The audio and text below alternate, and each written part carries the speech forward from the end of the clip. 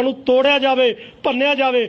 ਅਸੀਂ ਚਾਈਨਾ ਦੇ ਸਮਾਨ ਦੇ ਕੋਈ ਵੀ ਪੰਜਾਬ ਦੇ ਵਿੱਚ ਐਸੀ ਐਡ ਦੇ ਸਟicker ਪੋਸਟਰ ਕਿਸੇ ਤਰ੍ਹਾਂ ਦੀ ਐਡਵਰਟਾਈਜ਼ਮੈਂਟ ਨਹੀਂ ਹੋਣ ਦੇਵਾਂਗੇ। ਅੱਜ ਜਿਹੜਾ ਪਾਸ ਕਰ ਲਿਆ ਸੀ ਮਤੇ ਦੇ ਵਿੱਚ ਇਹ ਡਿਸਾਈਡ ਕੀਤਾ ਵੀ ਚਾਈਨਾ ਦਾ ਨਾ ਕੋਈ ਸਮਾਨ ਲੈਣਾ, ਨਾ ਕੋਈ ਰੱਖਣਾ ਤੇ ਨਾ ਉਹਨਾਂ ਦੀ ਕੋਈ ਵੀ ਤਰ੍ਹਾਂ ਦੀ ਕੋਈ ਡਿਲੀਟ ਕਰੋ ਜਿਹੜਾ ਵੀ ਤੁਹਾਡੇ ਪਾਸ ਆਇਆ ਆਲਰੇਡੀ। ਤੁਸੀਂ ਹੁਣ ਸ਼ੁਰੂਆਤ ਕਰਦੇ, ਤੁਹਾਡੇ ਜਿੰਨੇ ਸਾਥੀਆਂ ਕੋਲ ਚਾਈਨਾ ਦੇ ਮੋਬਾਈਲ ਹੁਣ ਤੋੜੋਗੇ ਉਹਨਾਂ ਨੂੰ? ਨਹੀਂ, ਤੋੜਨ ਦੀ ਤਾਂ ਨਹੀਂ ਅਸੀਂ ਗੱਲ ਕਰੀ।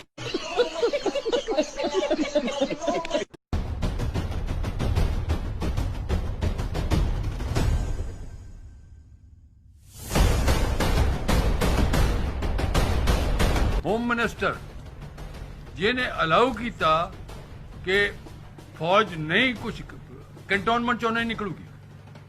मैं जो टेलीफोन, मैं स्टाफ अफसर सी, जब मैं टेलीफोन करता सी भी फलानी जगह अटैक हो रहा है और भेजो हेल्प, सीनियर अफसर मैनू कहता सी जी सानू ऑर्डर मिलिया होया कैंटोनमेंट छड़ के नहीं जाना किते भी।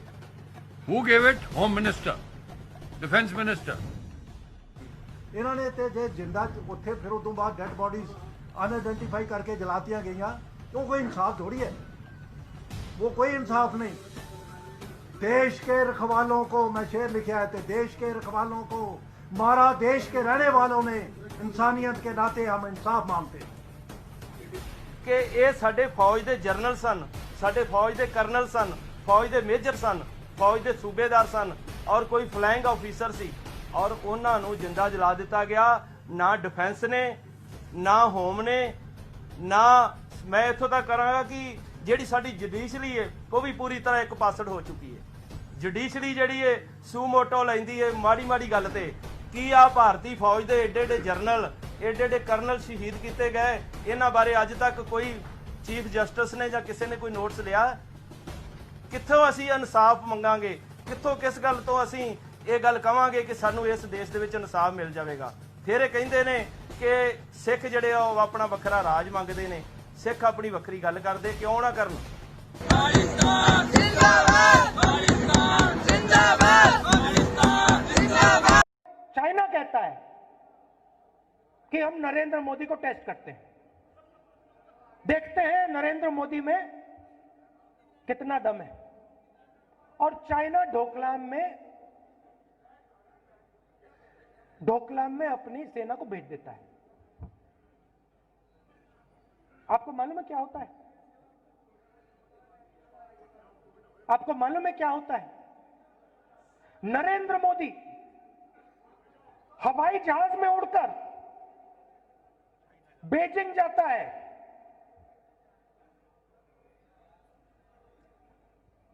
चाइना की सरकार के साथ बिना एजेंडा, आप गहराई समझिए, बिना एजेंडा बात होती है। चाइना की सेना डोकलाम में, नरेंद्र मोदी चाइना में बिना एजेंडा। और चाइना की सरकार को 2 महीने में पता लग गया कि भैया 56 इंच, इसकी तो 4 इंच की छाती नहीं है।